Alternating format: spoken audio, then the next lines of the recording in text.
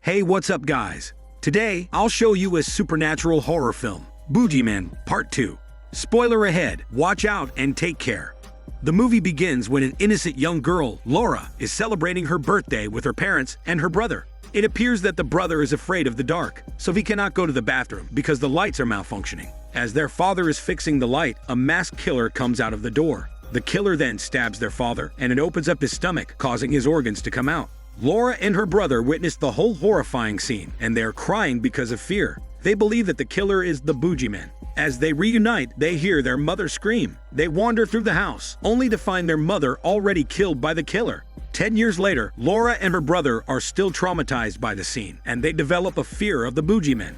The brother brought himself to a mental facility. He aims to fix himself from his fear to make himself fit for work. After months from the mental facility, Laura picks him up since he is deemed to conquer his fears.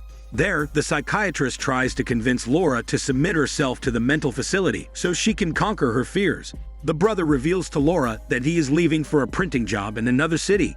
That night, Laura wakes up from the BOOGEYMAN nightmare. She screams loudly and she cannot stop crying. She reveals to her brother that she is still suffering from fear, so she decides to submit herself to the mental facility, where she initially encounters a strange acting girl who is bulimic and suffering from fear of gaining weight. She stays in the same room where Laura's brother stayed to fix his fear. She puts her bag in the closet and its light suddenly turns off. She then visualizes that the BOOGEYMAN is approaching her. Two boys, a nyctophobic and a misophobic, enter the room to befriend her. After that, they attend the roundtable discussion of their fears, led by the psychiatrist and Dr. Allen. There, Laura knows more people suffering from their fears. She knows about the masochistic, who is inflicting pain on herself, and the agoraphobic, who is also suffering from the fear of commitment. Laura shares her fear of the BOOGEYMAN, and the other patients laugh at her condition, since they think that there is no such thing as boogeyphobia. She then walks out of the discussion and wants to leave the mental facility. The psychiatrist follows her and shares that she needs to face the fear in order to conquer it. That night, when everyone comes to their own rooms, nyctophobic sneaks to the facility basement. As he's smoking around, he suddenly hears a movement around. He walks out of the room and the lights turn off one after the other. After a few moments, the place is in complete darkness, triggering his nyctophobia. He rushes to the elevator. Out of desperation to escape the darkness, he forces himself to open the elevator door, and he seems to fall into the elevator shaft.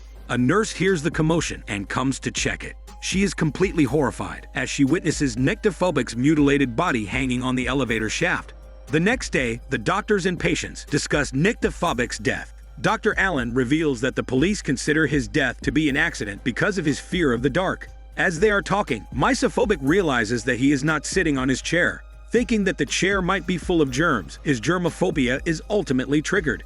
Laura suggests that someone deliberately turn off the light to force nyctophobic to jump into the elevator shaft. She suggests that the BOOGEYMAN probably did it, but Dr. Allen disregards her suggestion. She goes back to her room and calls her brother, who says that he will visit her tomorrow.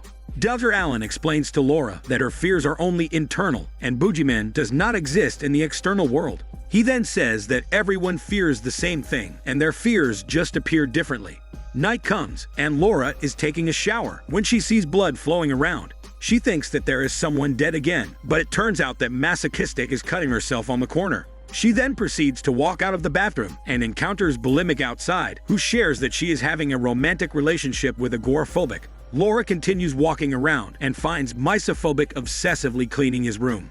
Later, misophobic is alone eating chips in his room. He is unaware that there are cockroaches with his chips, and he accidentally eats some. He frantically finds water to clean up his mouth, but all of the water bottles in the fridge are empty. A figure enters the room, and the figure kicks the bottle of cleaning solution to him. Since he is too scared of germs, he drinks the cleaning solution in utter desperation, leading to his eventual death. They find him suffering, but they cannot go outside of the mental facility because it is already locked down at that time. At the same time, the computer system of the facility is malfunctioning, preventing them from opening up the facility. They try using the phone to let someone open the facility, but the phone is also malfunctioning at that time. As the system of the mental facility appears to be malfunctioning, the nurse walks down to the basement to check on the computer system. Soon after, the psychiatrist goes to the basement to check on a patient. There, she encounters the killer, who throws electrocutes at her. The mental patients are panicking at that point, and they try to console each other. Masochistic thinks that it is impossible to have a cockroach in Misophobic's room. Masochistic suggests to Laura that someone deliberately triggered their fear in order to lead them to their death. Laura insists that it must be the boogeyman. The idea pisses off Agoraphobic, causing him to walk out of the room. Bulimic follows him, but he pushes her away. She confronts him, asking why it appears that he hates her. She thinks that she is going too thin. In response, he explains that he is not simply afraid of the external world, but he is also afraid of the people in it. He then reassures her by engaging in a hormone ship with her. In the meantime, Masochistic wakes up in her room, being taped in her bed, preventing her from moving around. But the tape allows her to move only her hands. She finds maggots eating through her self-inflicted cuts. She tries her best to scream for help. Unfortunately, the tape in her mouth prevented her from doing so. The maggots slowly burrow through her skin, forcing her to grab the blade beside her. She then cuts her skin and uses her hands to grab the maggot out of her skin. Unfortunately, she also removes her own flesh, leading to her death. Soon after, Laura comes to check on Masochistic. She finds her under the blanket, and as she removes it, her dead body is revealed to her. She frantically runs outside to scream for help. She keeps crying for someone to help her until Agoraphobic and Bulimic hear her. She then explains to them that Masochistic is dead in her room. She says that they must find the psychiatrist, who is still missing at this point. They run to Masochistic's room. As they arrive there, her dead body is already gone. At the same time, the room is without any trace of blood, making Agoraphobic and Bulimic doubt Laura's claims. She says that the boogeyman must have cleaned it. Since the two do not believe in the boogeyman, they think that Laura is hallucinating again. But the three panic as they realize that everyone has gone missing. They begin to think that Dr. Allen must be the one who is responsible for the deaths in the mental facility. They believe Dr. Allen is forcing them to face their fears, even if it will lead to their death, because in the past, Dr. Allen locked Laura's brother inside the closet to face and fix his fear.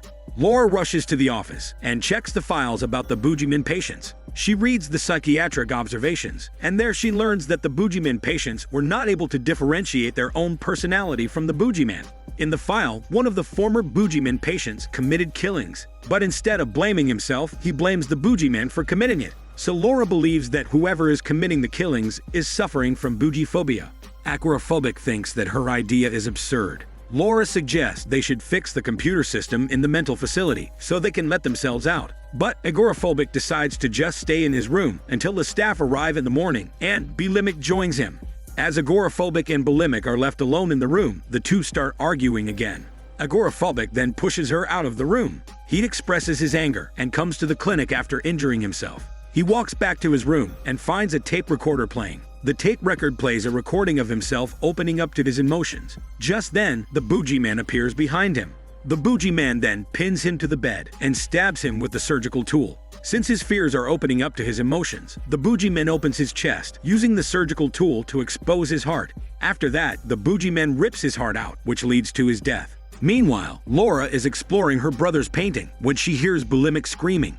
She comes to the rescue, only to find Bulimic's body connected to multiple hoses. After a few moments, the multiple hoses force a large amount of food into Bulimic's body, causing her stomach to swell and explode. The boogeyman attempts to grab Laura from behind, but she manages to escape. She searches for Agoraphobic, only to find him already dead on his bed. The boogeyman continues to chase her, following her smelly ass, until they arrive in the dark archive room. She manages to sneak out and reaches the basement. There, she finds the psychiatrist, who is barely alive. The psychiatrist utters that the boogeyman is real while being in a hypnotic state. Beside her is the dead body of the nurse. The psychiatrist keeps uttering the same phrase, forcing Laura to shut her up to avoid being heard by the boogeyman. Laura then grabs a metal tool for self-defense. Just then, the boogeyman appears behind her. She instantly hits the boogeyman and rushes her smelly life out of the basement. She keeps running away, but the boogeyman is eager to chase her, tracing her smell like a boogie dog. They arrive back at the basement, where Laura lights up the carbon chemicals, causing them to release a huge amount of gas to the boogeyman. As she is running away, she encounters Dr. Allen, who thinks that she is responsible for the patient's deaths. She tries to explain to him that the boogeyman is real, but it appears that Dr. Allen denies the boogeyman's existence. Suddenly, the boogeyman instantly stabs Dr. Allen behind. He removes the boogeyman's mask, and it turns out to be Laura's brother all along. It is then revealed that the brother adopts the boogeyman personality after Dr. Allen locked him inside the closet in order to overcome his fear. This means that the brother conquers the fear of the boogeyman by being the boogeyman himself. The brother, as a boogeyman now, chases the dying Dr. Allen to finish him off. Laura grabs a weapon to fight back against the boogeyman. She searches through the dark basement until she finds Dr. Allen stabbed with sedatives in the eyes. The boogeyman appears behind her again, forcing her to run her smelly body away and again. She grabs gardening scissors as she waits for the boogeyman to pass through. A boogeyman figure slowly approaches her from behind, and she sees it from the reflection. She then instantly stabs the boogeyman figure in the throat, causing him to drop to the floor, pushing the scissor further into its throat until its head is cut off. The shitty police arrive at the scene eventually, and they find Laura to be the only survivor. They remove the mask from the boogeyman figure, and it turns out to be the psychiatrist. Laura then realizes that her brother puts the boogeyman mask on the hypnotized psychiatrist. At this point, the police suspect Laura to be the killer since she killed the psychiatrist. This means that the brother framed her to be the killer. In the end, Laura screams that her brother as a boogeyman is still running free. The movie ends where a boogeyman figure stares at the photo of Laura and her brother together. This is Daniel CC Movie Channel. Stay safe and enjoy your day.